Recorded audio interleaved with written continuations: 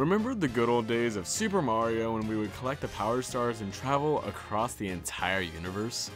It's all prepared us for the glorious masterpiece that is, indeed, Super Mario Odyssey on the Nintendo Switch. Today we're checking out my top 5 kingdoms for the game. And remember, these may not line up with your favorite, but everybody is entitled to their own opinion and everybody has their own, and that is completely okay.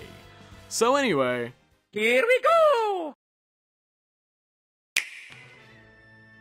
The thing about Bowser is that he's a giant, menacing monster that is always out to kidnap the princess. Literally all the time, across years and years of his existence, his only main mission was ever to steal her away from Mario's grasp.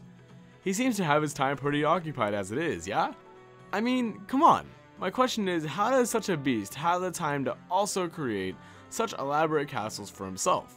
Bowser Kingdom is my 5th favorite kingdom in Super Mario Odyssey.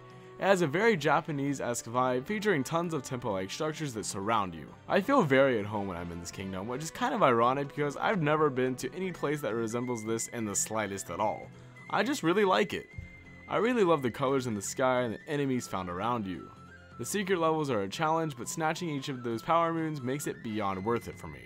And on top of that, the music really sets the tone of the kingdom. Good job, Bowser, you're a pretty good architect, I gotta tell you that. But at least you can learn to steal the princess once in a while, and keep her this time. You're stranded on an island, and you aren't able to just get up and leave because, again, you're stranded. Not much life surrounds you, and anywhere other than the ground you're standing on will annihilate you if you make contact with it. That's what happens when Mario first becomes shipwrecked in the land of the Lost Kingdom. The initial goal here on your first arrival to this place is to get enough power moons to rebuild the Odyssey and bring it back to life. But upon doing so, I really started to appreciate the environment around me. Scaling a giant mountain by trampling on platforms and getting a striking view of that sky that has just the right sunset for adventure are the reasons that I cannot get enough of this place. Once you get to the top of the mountain, you encounter my main dude Glydon, a really freaking adorable dragon that you can capture and fly around with. The Lost Kingdom is really fun because within, I actually do feel rather missing from the rest of the game's world. Lost, I guess. Mission accomplished? Maybe? The Cascade Kingdom is definitely one of the more vibrant kingdoms in Super Mario Odyssey. Keep in mind that I am a full hardcore nerd and normally do not like going outside, but seeing this on a game screen instead of the real world is a great time. It's one of the first kingdoms in the game and I love everything about this place. The music, the platforms, everything. You can even capture chain chomps within to break walls and other things of that nature that surround them. Oh, and you can capture a dinosaur too, so I mean, I guess that's a little cool also. The 8-bit Mario sections of this kingdom are a treat as well. There really isn't much else to say about it. Cascade Kingdom is definitely beautiful though. Whenever I go to New York City, I always freak out. Not because it's scary, but because I get such an adrenaline rush from just being there. It's so weird how it happens. I love the city, I love the billboards, and I love the advertisements that are on them, and it's just great. There are subways and trains storming about, and the vibes make me super happy.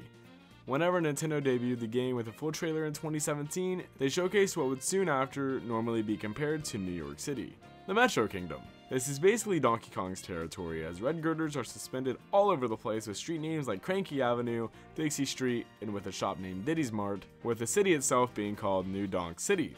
So, maybe I'm wrong, but I'm pretty sure it's a little bit inspired, maybe in the slightest at all, from the series itself.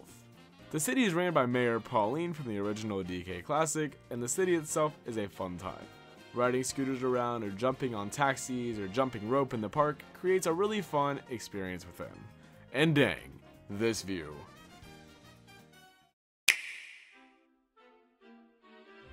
Let me set the scene for you. You're a 4-year-old running around trying to pretend you're good at your favorite game, Super Mario 64. You think you're good at it, but really, in all honesty, you kinda suck. Years pass and now you're a 20-year-old and encounter this beauty of a land and start crying because of the nostalgia and the great memories that you had with such a similar world. This was myself with the Mushroom Kingdom. I've never been hit with such a happy strike of nostalgia like I did with this place.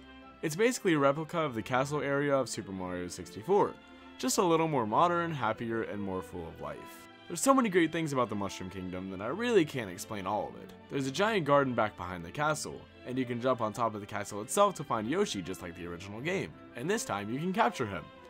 And probably my favorite part about this is that the moons are replaced with power stars, you can jump through paintings, and there's even a giant room within that takes a giant throwback to Super Mario 64 again if you're dressed in the polygonal attire. Nintendo, this is truly a blessing. Thank you. And that wraps up my top 5 kingdoms of Super Mario Odyssey. I hope you enjoyed my picks, but let me know yours down below in the comments. Thank you so much for watching, and I will talk to you next time.